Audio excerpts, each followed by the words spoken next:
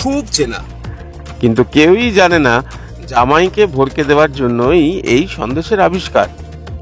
এই দেখুন, ভাবছেন এটা তো তালসার সন্দেশ, কিন্তু ভেতরে জল আছে কি? থাকলে সেটা হয়ে গেল জল ভরা। এই যে দেখুন কেমন জল ভরার কাজ চলছে তালসার সন্দেশে। 100 বছরের প্রতিষ্ঠান এই বেতাইয়ে 100 বছর ধরেই হচ্ছে জামাই বাবাজির জল ভরা। সঙ্গে এসেছে আরো অনেক নতুন জামাই ষষ্ঠীর মিষ্টি, যেমন ষষ্ঠীর ফল মিষ্টি ফিউশন। কিন্তু আজও জল ভরার ভরা বাজার।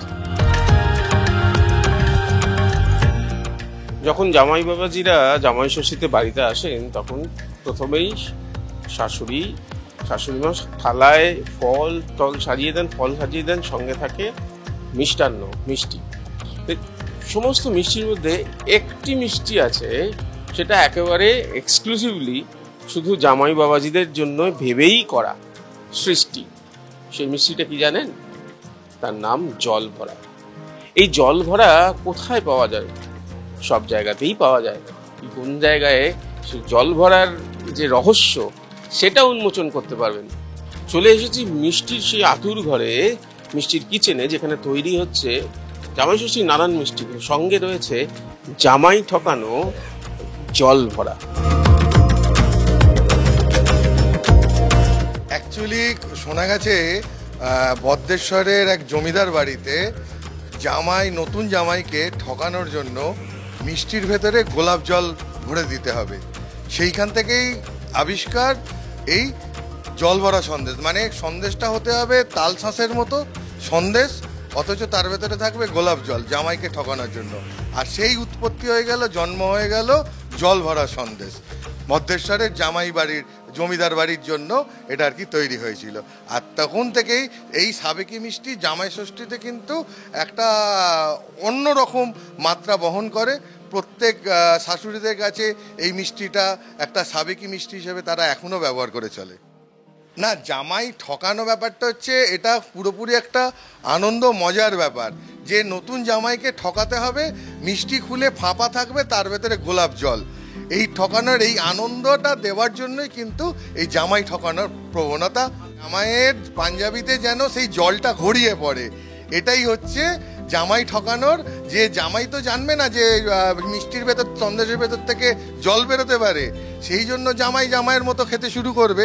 তারপর থেকেই এই যেই দেবে কামড়, জামাই পাঞ্জাবিতে পড়লো কিন্তু পুরো সন্দেশের গোলাপ জল। তাই থেকেই চলে এলো জামাই ষষ্ঠীর তালশাঁসের শেপে জল ভরা সন্দেশ। হ্যাঁ, সন্দেশটা প্রথমে পাক দেওয়া হয়, পাক দিয়ে তারপর ওই তালশাঁসের মতো দেখতে এক ছাঁচ আছে, সেই ছাঁচের ভেতরে ফেলা হয়। তারপর ভেতরটা গর্ত করতে হয়, গর্ত করে তার ভেতরে গোলাপ জল আর রস দেওয়া হয়। সেই গোলাপ জল রস দিয়ে পেছনটাকে আবার সিল করে আবার তারপর সেটাকে দাঁড় করানো হয়। যেমন অবিকল তালশাঁস দাঁড়িয়ে থাকে, সেই তালশাঁস দাঁড়িয়ে থাকে।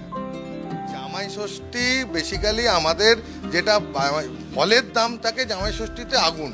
ফলের বাজারে শাশুড়িরা কিন্তু ফল কিনতে পারে না, তাই আমরা অভিনবত্ব আনার জন্য ফলের স্বাদ পেতে আমরা করেছি জামাই ষষ্ঠীর ফলের থালি, যাতে জামাই ষষ্ঠী সন্দেশ থাকবে, এছাড়া আম থাকবে, কাঁঠাল থাকবে, লিচু থাকবে, জামরুল থাকবে, স্ট্রবেরি থাকবে।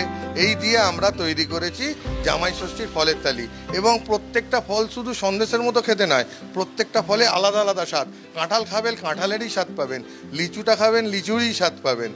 অতএব সন্দেশ দেয়া ওই থালিটা কিনলে মানে শাশুড়ির কিন্তু একদিকে খরচা মেচে গেল, একদিকে সে যেমন ফল কিনতে হলো না, অন্যদিকে মিষ্টি দিয়ে ফলের পরিপূরণ হয়ে গেল। মানে মিষ্টি কিনলে ফল ফ্রি ব্যাপার।